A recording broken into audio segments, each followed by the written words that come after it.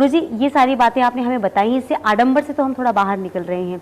कोई क्या ऐसा उपाय भी आप हमें बताएंगे जिससे कि और भी हमारा दिमाग खुलेगा और भी हमारे जो विचार हैं वो विस्तृत हो सकेंगे? ये देवी जी, जो हमने ये तपस्याएं की, 17 तपस्या, इसमें हमने अपने उपाय सिद्ध किए हैं। अच्छा। जो लोगों को हम देते हैं।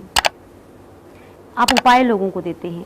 लोग आपके पास जो बीमार हैं अक्सर वो ज़्यादा आते हैं, क्योंकि बीमारियों से मुक्ति हर कोई चाहता है।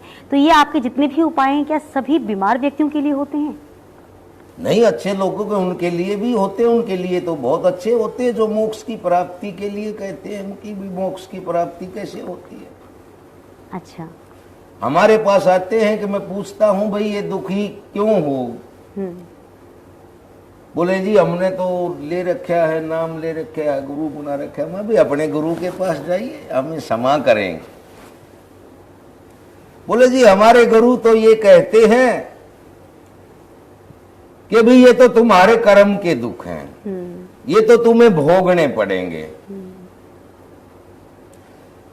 और आगे हम जब तुम एक्सपायर हो जाओगे तो हम पकड़ के ले जाएंगे, तुम्हारा मोक्ष कराएंगे। तो देवी जी ये बात कहां तक सत्य है, हमारी समझ से बाहर है।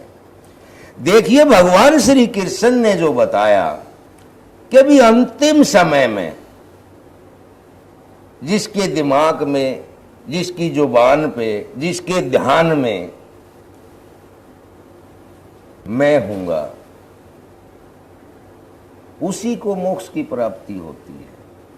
लेकिन आप देखिए, अगर हमारा कोई बच्चा बीमार है, या हमारी पत्नी बीमार है, या घर में और कोई समस्या है, कोई झगड़े चल रहे हैं या और कोई समस्या है, और हमारा अंतिम टाइम आ गया, तो हमारे दिमाग में भगवान कहीं नहीं होंगे, वो झगड़ा हमारे दिमाग में होगा। अगर भगवान हो भी गए तो उससे ये कहेंगे कि भगवान थोड़े दिन और रहने दे, मैं ये काम और कर दूं।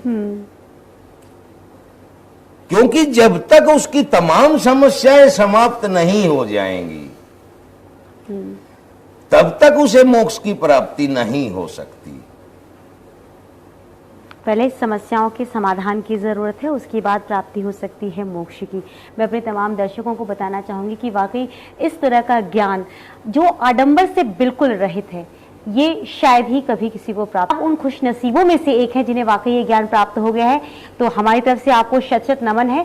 साथ ही आपको बताना चाहेंगे कि जितने भी हमारे दर्शक हैं जो कृष्ण भक्ति को समझना चाहते हैं, डूबना चाहते हैं, या असाध्य रोगों से पीड़ित हैं, गुरुजी को वो आशीर्वाद प्राप्त है। आप गुरुजी से संपर्क कीजिए, जान लीजिए कि कृष्ण भक्ति कैसे प्राप्त करना है, कैसे इस दुनिया में जो हमें परेशानियां प्राप्त हो रही हैं उन परेशानियों से बाहर निकलना है।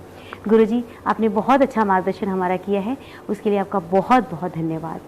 नमस्कार।